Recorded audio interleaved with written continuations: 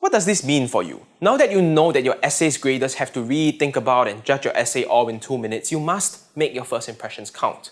First and foremost, fill up the first 2 pages. Fill up all of it. The claim that how much you write doesn't matter is a lie, because when your graders have to judge you on so few indications, essay length is simply one of the more prominent flags of a student who's proficient in writing.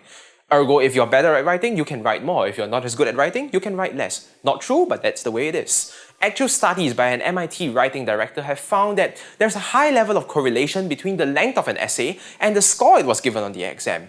How do you get this? Use large handwriting, leave more space between your words, smoke your way through it, whatever. Just fill all of it up and you will have scored that first impression. And talking about impressions, you should aim to use most of your bombastic vocabulary at the introduction and the conclusion.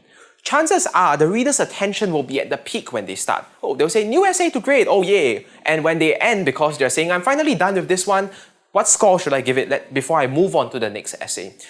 Therefore, make full use of this fact, exploit it, and demonstrate your fantabulous command of the English language when they are paying the most attention.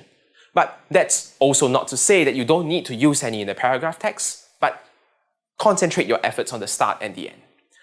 Also, do remember to keep your sentences succinct. Sometimes it's nice to have long and flowery descriptions of scenery and everything, but this is not the time to do it.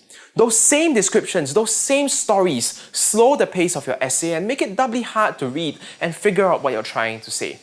Make your sleepy grader see immediately at first read that your essay is worthy of a high mark. And very importantly, write legibly. Some people have terrible handwriting, some get nicer handwriting. Your graders have a hard time trying to get through thousands and thousands of essays over many days as it is. Why make it even harder for them to read what you're writing and give you the mark? If they can't read it, they won't hesitate to knock a few points off your score. So write neatly. Lastly, when you're writing, do not, and I repeat, I beg, do not veer off topic. Know what the topic is about and stay there. You might be knowledgeable about something that's pretty close to it, but if you succumb to temptation and you run off writing about death instead, if your essay is deemed off topic, you get a nice, big, fat 0. College Board Guidelines.